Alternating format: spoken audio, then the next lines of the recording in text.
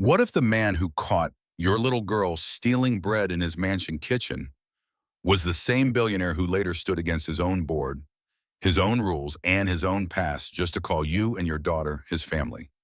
Before we begin, make sure to like this video and subscribe so you don't miss the next slow burn stories of love, healing, and the quiet choices that change everything.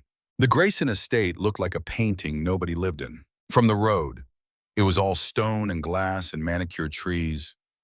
No toys on the lawn, no bikes, no chalk drawings on the driveway.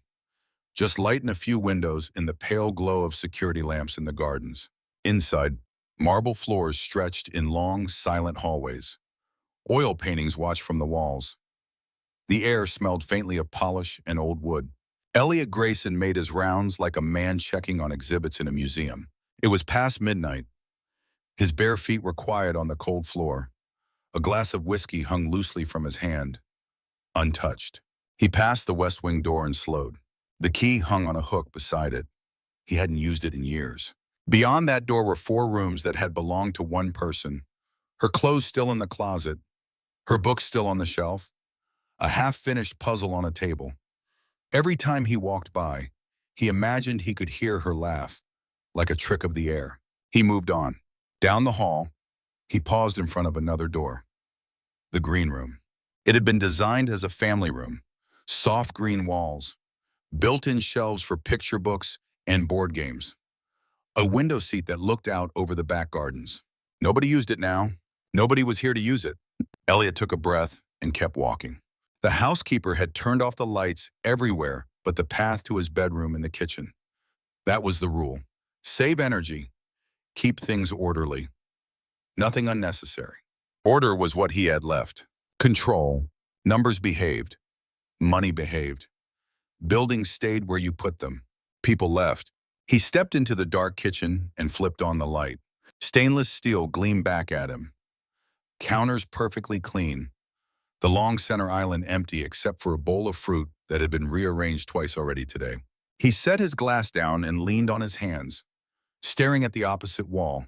The silence pressed in. Then he heard it, a soft rustle, the scrape of something on tile. So faint he almost thought he'd imagined a hyena. He turned his head. At the far end of the kitchen, by the big industrial bread rack, a small figure froze. She couldn't have been more than 4, maybe 5. Her hair was asleep messy, curls sticking out in different directions. She wore a too big t-shirt that slipped down one shoulder and a pair of faded leggings. Her feet were bare against the cold floor. In her hands was a torn piece of baguette. She stared at him, eyes huge, crumbs clinging to her lips. For a moment, neither of them moved. The girl clutched the bread tighter, as if he might take it from her.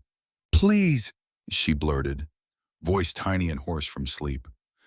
"Please don't. Mom hasn't eaten yet." Elliot blinked. He'd expected a lot of things. Sneaking security, a thief, an intruder. He hadn't expected that. He stepped away from the island slowly, palms open, like he was approaching a wild animal that had been kicked too many times. "I'm not gonna take it," he said. "It's okay." Her gaze flicked to the doorway behind him, to the hallway beyond, like she was judging escape routes. "How did you get in here?" he asked gently. She swallowed. I was in the little room," she said, "with the mops. Mom said stay, but my tummy said no. So I followed the bread smell." "The little room," he repeated. "The staff supply closet. Off the back corridor that led to the service wing." So she was a member of the staff's family, not some stranger who had broken in from the outside. A child living somewhere behind the shiny parts of his life, in the fluorescent-lit quarters he rarely visited. Up close, he noticed her hair was pinned back on one side with a small plastic clip shaped like a heart. It was faded, the red gone more pink with time, but he recognized it. His grandfather had given out hair clips like that one Christmas, decades ago, to the children of the kitchen staff. He remembered a woman laughing, pinning it in her sister's hair. That woman worked here now. The shy night cook with the burn scar on her hand. "You're Lena's daughter," he said. The girl's eyes got even wider. "How do you know my mom?" she demanded. She works in this kitchen, he said. She's very good at chopping things. The girl's shoulders lowered a fraction. I'm Millie, she said. I help her taste soup sometimes. She says I'm quality control. Nice to meet you. Millie, Elliot said. I'm Elliot. She looked him up and down. Like Mir Grayson, she asked. Exactly like Grayson, he said. Her mouth formed a small "oh." For a heartbeat, panic crossed her face. She looked at the bread in her hand like it had turned to stone. I'm sorry, she burst out. I'm so sorry. I'll put it back. Please don't fire Mom. She didn't know. I just wanted her to eat.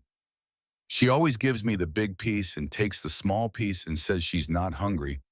But her tummy makes noises and her words tumbled over each other, fast and desperate. Something in Elliot's chest twisted. He remembered another kitchen, another house. His father in a cheap driver's uniform, moving carefully, always careful.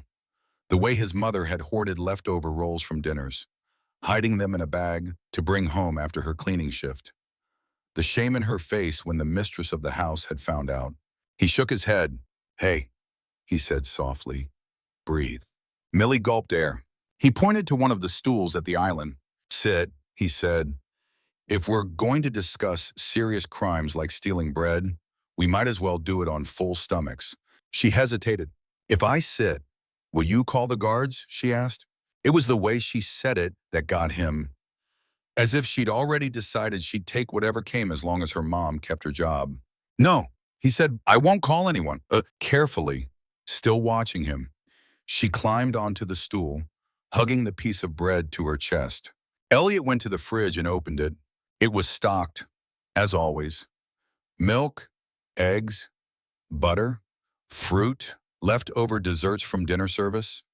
Enough food to feed a small army. He pulled out a carton of milk and a stick of butter, set them on the counter, and turned on a burner. Behind him, Millie's legs swung nervously against the stool. What are you doing? She asked. Making your stolen goods taste better, he said. His hands were rusty in a kitchen. Most of the time, he ate food someone else had prepared. But toast and warm milk were muscle memory. He sliced thick pieces of bread, dropped them into a pan with the butter. The smell of browning dough filled the room, rich and warm. He heated the milk in a small pot, watching for the steam. When he set a plate and a mug in front of her, Millie stared at them like they were magic. For me, she whispered. For you, he said. And if there's any left, for your mom. She picked up a piece of toast, bit into the corner, and closed her eyes. A small sound escaped her. Half sigh, half hum. This is better than the bread, she said reverently. I won't tell the bread, he replied. She took a few more bites, then pushed the plate back. Save some for Mom, she said. She'll pretend she doesn't want it, but she does. Grown-up tummies make loud noises. He smiled. Mine too, he said. He slid the plate toward her again. Eat until you're full. Millie, there's more where that came from. She chewed, slower now, as if her body was trying to decide whether it could trust this much comfort. Is your mom working tonight? He asked. She nodded, cheeks puffed with bread. Night shift, she said. She thinks I'm sleeping in the little room. Don't tell her I lied.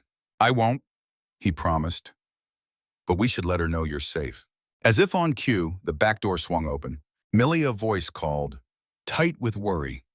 Millie, Lena burst into the kitchen, hair escaping her bun, apron still on, eyes wild.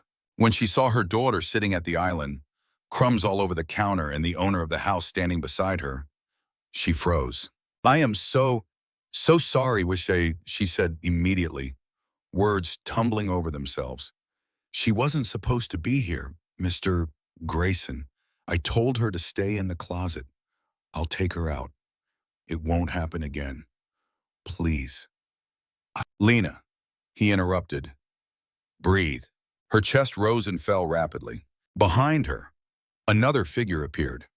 Nora, the head housekeeper, in her neat uniform and severe bun, lips pressed together in a thin line. Her eyes flicked from Millie to the plate to Lena. This is unacceptable, she said. The rules are very clear. No staff family in the main house, especially not the kitchen. This is a liability issue. She turned to Elliot. I'll call security to have them escorted out, she said. We'll terminate her contract in the morning. Of course we'll offer a small severance, but no, Elliot said. Nora blinked. Sir, she asked. He looked at Lena, at Millie's bare feet, at the butter shining on the plate. What rule, he asked quietly, says we can't feed a hungry child in this house? Nora opened her mouth, then closed it. With respect, Mr. Grayson, she said, if we start making exceptions, people will think they can blur boundaries. This is not a shelter. It's a residence. The miss would never have a... She stopped herself, but the word hung there. The miss, his fiancée, the one who never made it to the wedding. Elliot thought of her voice in the green room, talking about one day, kids running around everywhere, driving Nora crazy. He set his shoulders and Millie will finish her food, he said. Lena will finish her shift. Nobody is getting fired tonight. And they're not going back to the supply closet. Lena's eyes filled. Mr. Grayson, she whispered. You don't have to do. I know what I have to do in my own house, he said. He turned to Nora. Make up the green room, he said. Fresh sheets. 2 sets of pajamas from the guest wardrobe. They're staying there tonight. Nora stared at him as if he'd suggested burning the place down. That room hasn't been used since she began. I know, he said again. It's time it was. For a moment, the 4 of them stood there, frozen in an invisible tug-of-war between past and present. Then Nora drew herself up. As you wish, sir, she said tightly. She left. Lena brought a trembling hand to her mouth. I don't know how to thank you, she said. You can start by never letting her go to bed hungry again while there's food in my fridge, he said. He picked up Millie, who clung to the toast with one hand and his shirt with the other, as if she'd been carried by rich men her whole life. Let's show you your room, he said. The words slipped out before he could stop it. Your room, not a spare bed, not a favor. Millie smiled against his shoulder, already half asleep, smelling of warm bread and shampoo. The green room woke differently the next morning. Light filtered in through pale curtains, painting soft stripes across the bed. The walls, a muted green, glowed with a warmth they hadn't held in years. The shelves, still lined with unused toys, looked less like a museum display and more like a promise. Lena blinked up at the ceiling. For a moment, she didn't know where she was. Then Millie rolled over and flopped an arm across her chest, mumbling something about toast in her sleep. Memory came back in pieces. The kitchen, the bread, the man with the tired eyes, the panic in Nora's face, the words green room and fresh sheets.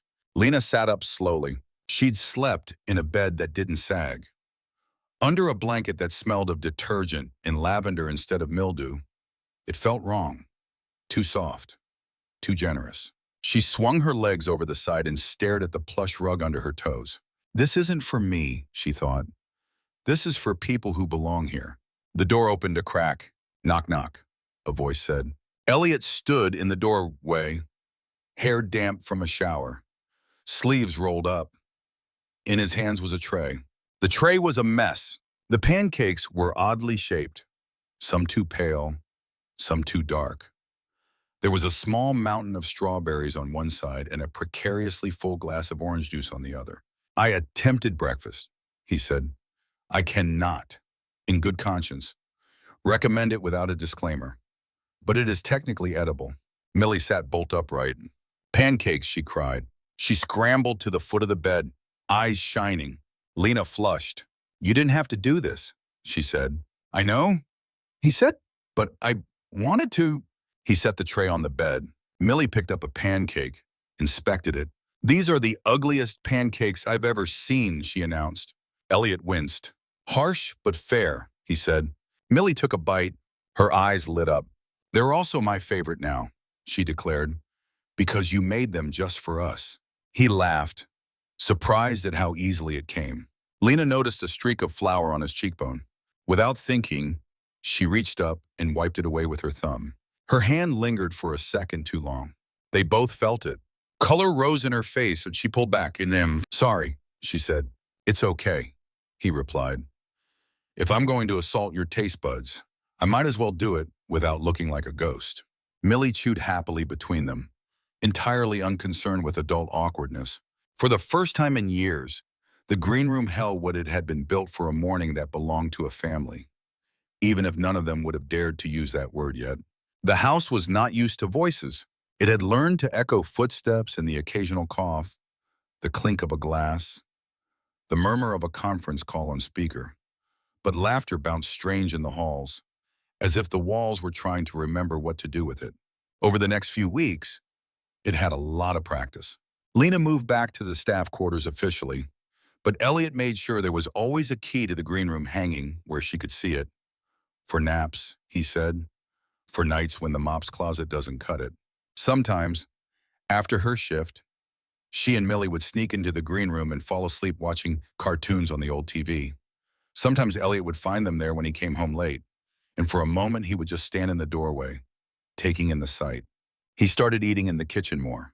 Not every night, not at first, but often enough that the long table stopped looking quite so lonely. Millie claimed a corner of the stainless steel fridge for her drawings. She taped up crayon pictures of a big gray house with a smiling sun overhead, of 3 stick figures holding hands. One of them had a scribbled tie, one had long hair, one had a big, lopsided heart above its head. What's this one? Elliot asked her one afternoon, pointing to the drawing. That's me, she said, tapping the small figure. That's Mom, and that's you. This is our house when it's happy. When it's happy, he echoed. Oh, it was sad before, she said matter-of-factly. Too quiet. Houses get lonely if nobody is loud in them. He looked at her, at the way she said it as if it were the most obvious thing in the world. Maybe it was. Nora watched it all from the edges. She moved through the house like she always had, efficient, sharp-eyed, making sure no cushion was crooked, no fingerprint left on glass. But now there was more to straighten. A toy left on the carpet, a cup with a cartoon cat on it, forgotten on the coffee table. A small pink sock abandoned on the green room window seat. Every time she picked something up, her jaw tightened. In her mind, the house still belonged to a girl who would never come back. She saw Lena's hand on the banister, Millie's feet on the stairs, Elliot's smile softening, and her chest clenched. They're not her, she whispered once, alone in the West Wing. They're not you. On the bedside table in the untouched bedroom lay a photograph of Elliot and his fiancée, cheek to cheek, faces lit by some shared joke. Nora straightened the frame with shaking fingers. Someone has to remember you the way you were, she said. The note started small, a slip under Lena's door in the staff wing. Don't get too comfortable. Jobs come and go. Another one tucked into her locker. This house already had a Miss Grayson. The handwriting was careful, almost prim. Lena found them, read them, and said nothing. She folded them into the pocket of her apron with the same hands that had learned to ignore burns and blisters. She had grown up knowing that safety was temporary, that roofs disappeared, that kindness could come with strings. She'd let herself believe for a little while that this might be different. Now doubt seeped back in. Elliot, oblivious to the notes, was fighting a different kind of battle. It started with a grainy photograph in an online gossip column, a billionaire in a crisp shirt, stepping out of his own front door. Beside him, a woman in a simple dress, hair pulled back, carrying a small girl with a heart-shaped hair clip and sticky fingers. The headline was predictable. Reclusive mogul leaves mansion with mystery woman and child. The article speculated, was she a new love interest, a hidden family, a scandal waiting to happen? By the time his PR team called, 3 more outlets had picked it up. This is exactly what we've warned you about, Ellie from PR said over the speakerphone. Her voice was tight with strain. You're in the middle of a major deal. Elliot, any hint of impropriety, especially with an employee, can be spun in very ugly ways. It's not impropriety, he said. She works hard. Her daughter was hungry. I fed them. Then I kept feeding them. Tabloids don't care about nuance. Another voice chimed in, a board member. Single mom. Billionaire boss. We all know how this story writes itself in cheap headlines. He pinched the bridge of his nose. What do you suggest, he asked. Distance, Ellie said. At least publicly. Move her back fully into the staff quarters. No more family-style breakfasts in the main kitchen. If necessary, offer her a generous severance in a confidentiality agreement. Help her land somewhere else. Quietly. And the child, he asked. Silence. Elliot, the board member said carefully, no one is suggesting you throw anyone out on the street. We're just asking you to consider the optics. Your responsibility is to the company first. That's what she works for too. Remember, not the other way around. He ended the call without committing. Responsibility to the company. The phrase tasted flat. That night, as he sat at the kitchen island with a cup of coffee, Millie plopped down beside him with a piece of paper. This is you, she said, pointing to a stick figure with big hair. This is Mom. This is me. This is our dog. We don't have a dog yet, but I drew one, so we're ready. Oh, he asked. You're planning ahead. She nodded. Do you like being our daddy, Ellie? She asked. The word hit him like a dropped plate. Daddy. Ellie, he repeated. She smiled. It's shorter than Mr. Grayson, she said. And you're not just Mom's boss. You're the one who makes the not ugly pancakes now. His chest hurt. I like being here, he said, with you. She seemed satisfied. Lena stood in the doorway, watching, worry a shadow behind her eyes. She'd heard the rumors, the whispers from other staff about the article. She'd seen the way Nora's mouth pressed thin every time she passed. She'd also heard the stories people told about men like Elliot. Men who could decide you were special one day and replaceable the next. She didn't blame him for having a life outside the kitchen. She did blame herself for forgetting that she and her daughter might not be part of it permanently. The breaking point came on a day that looked, at first, like any other. Lena finished her shift, washed her hands, and checked her locker. Another note lay on the shelf. This one was longer. He already loved someone here and lost her. Don't fool yourself. You can't replace her. And when the press turns, he'll have to choose. It won't be you. Her fingers tightened on the paper. Nora stood a few feet away, folding dish towels into perfect squares.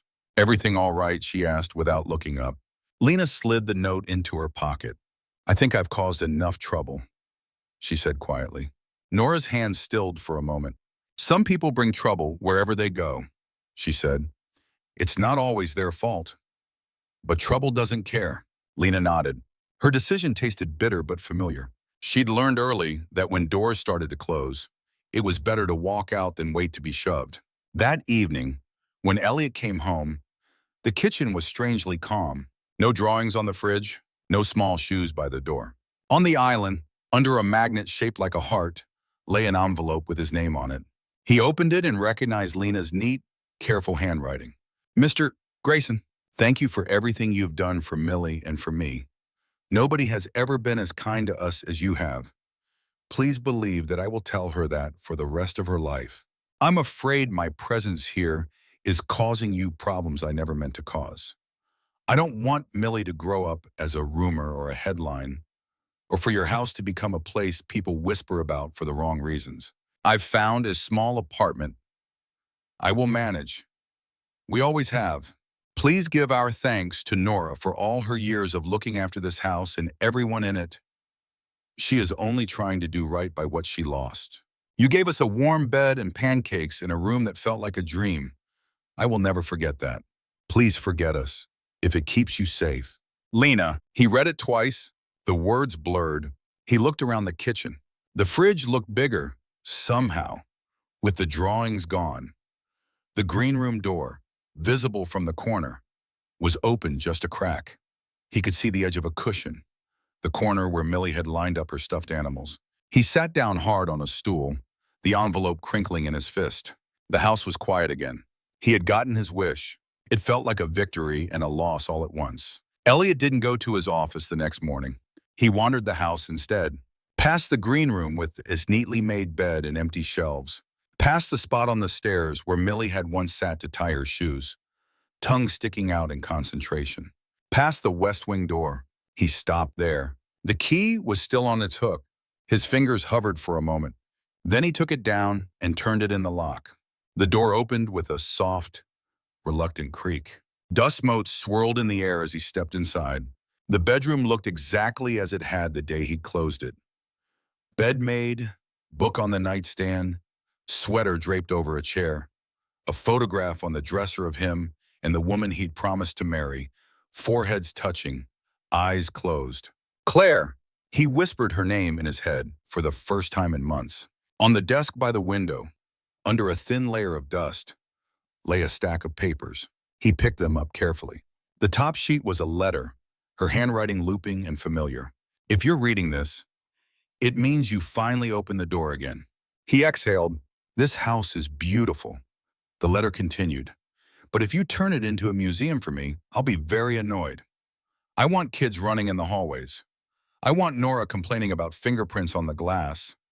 I want you tripping over toys on your way to the office.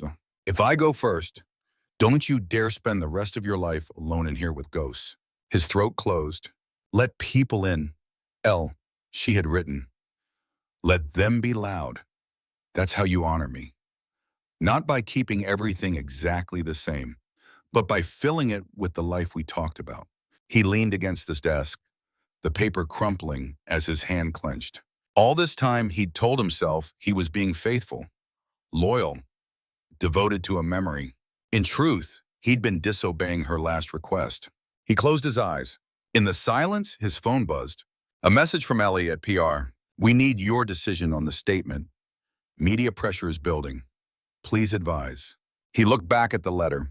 Then he left the West Wing door open and went to find Nora. She was in the laundry room, folding sheets with mechanical precision. Nora, he said. She jumped slightly. Mr. Grayson, she said. I was just... He held up the letter. I opened the West Wing, he said. I found this. Her face tightened.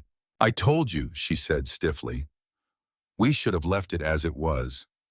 Some things don't need to be. She didn't want a museum, he said quietly. She wanted noise. Children. You. Me. A life. Nora's hands had stopped moving. I've been trying to protect her, she said. By killing everything she asked me to keep alive, he asked gently. She swallowed.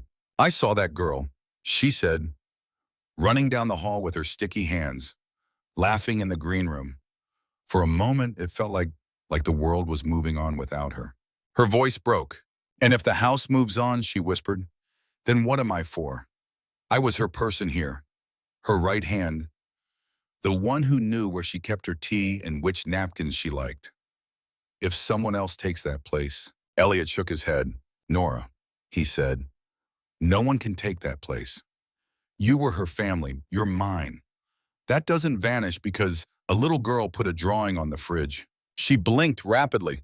I left the notes, she admitted, voice small. I thought, if I reminded the girl she didn't belong, she'd go before it hurt too much. It hurt anyway, he said. Tears welled in her eyes. I didn't mean to drive them out, she said. I just panicked. He held up the letter. She says if I turn this place into a shrine, she'll be annoyed. He said, her words, more or less. A wet laugh escaped Nora. That does sound like her, she murmured. He stepped closer. I don't want to lose them, he said. I don't want to lose you either. But I can't keep choosing ghosts over people. Not when she asked me not to. Nora looked at the floor. I have Lena's forwarding address, she said after a moment. From HR. In case we needed to send her final pay. She hesitated. I was going to file it, she said. But if you want to fix this, you should go now. This time, don't be late. He nodded. Will you be here when we come back? He asked. If you'll have me, she replied. He smiled, faint but real. Always, he said. The apartment complex smelled faintly of frying oil and laundry detergent. Kids' bikes leaned against stair railings. Someone had set a broken armchair near the dumpster, tagged with a cardboard sign that read free. Elliot parked on the street and checked the number on Lena's address again. 3rd floor. No elevator. He took the stairs slowly, thinking about all the people who did this every day with groceries, with kids, with bodies that hurt. At apartment 3C, he knocked. There was a rustle inside, a hush. Then small feet padded to the door. It swung open. Millie blinked up at him, hair mussed, wearing a t-shirt with a faded cartoon on it. For a second, she just stared. Then she launched herself at his legs. "Daddy Ellie," she yelled. He almost lost his balance. He caught her, laughing breathless as she wrapped herself around him like a koala. Behind her, Lena appeared in the doorway. Her eyes were wary. "You shouldn't be here," she said. "People will talk more. You have deals, a reputation, and you have a daughter who calls me Daddy Ellie," he said. "I think we're past the point of pretending this is just about a kitchen job." She flinched. He softened his tone. "I got your letter," he said, "and I read one from someone else." He held up the paper from Claire, folded carefully. "Turns out I've been doing exactly what she asked me not to," he said, "and punishing all of us for it." Lena looked tired in a way that went deeper than lack of sleep. "This is not your responsibility," she said. "We're grateful for everything you did, but we can't be the reason you lose contracts or become a storied people twist." He pulled another folded sheet from his pocket. Not a letter this time. A draft statement. "I called PR," he said. "Told them to scrap the usual denial. This is what goes out if the story keeps building." He handed it to her. She read, "In recent weeks, there has been speculation about my relationship with a member of my household staff. Rather than add a carefully worded denial to the noise, I want to say something simple. I let people I care about walk out of my life once because I was more afraid of opinions than of loneliness. I won't do that again. Lena and her daughter Millie are not a scandal. They are my family. They came into my house hungry and made it a home again. I understand some business partners may be uncomfortable with a CEO who chooses this kind of honesty. I wish them well. I will be busy taking care of the people under my roof." Lena looked up, stunned. "You'd send this," she whispered. Knowing there will be fallout, he said, "Yes. Money I can earn again. Deals I can rebuild. A child who trusts me. A woman who finally slept in a room where she didn't wake up wondering if she'd be thrown out. That's harder to replace." Her eyes filled. Behind her, Millie was exploring the hallway, tugging on his hand. "Can we go home now?" she asked. He looked at Lena. "I'm not asking you to come back as staff," he said. "The job can be there if you want it. But that's not why I'm here. I'm here because the green room feels wrong without you. Because the house has gone quiet again, and I can't pretend I like it."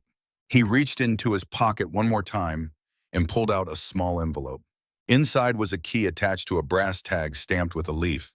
"The green room," he said. "It's always been meant for family. If you and Millie want it, it's yours. No job title required." Lena stared at the key. "I'm scared," she admitted, "of being a stand-in, of being something people whisper about, of waking up one day and finding another note under my door that says I don't belong." "I'm scared too, Lassie," he said, "of waking up in that big house at 80 with nothing but my bank statements for company. Of telling Millie one day that I let her go because some stranger on the internet thought her mother wasn't good enough." He looked at her, really looked at her, the exhaustion, the stubbornness, the way she held herself as if always ready to run. "I can't promise there won't be whispers," he said, "but I can promise if there are, they'll be met with my voice, not my silence." Behind him, a kid yelled somewhere down the hall. A dog barked. In the cramped apartment, a pot simmered on a small stove. The wallpaper peeled at the corners. It was a space Lena had carved out with her own two hands. She thought of the green room, the feel of the sheets, Millie's laughter bouncing off those soft green walls. "I don't want to teach my daughter that we run away from love because other people might talk about it," she said slowly. Her hand closed around the key. "If we come back," she added, "it's because we're choosing you, not because we need your money, not because we're some charity case." "Good," he said, "because I don't need charity cases. I need people who will tell me when my pancakes are ugly." From the floor, Millie piped up. "They're always ugly," she said, "but they taste like home."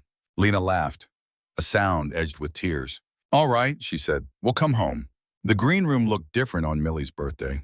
Streamers in soft colors draped from the ceiling. Balloons bobbed against the corners.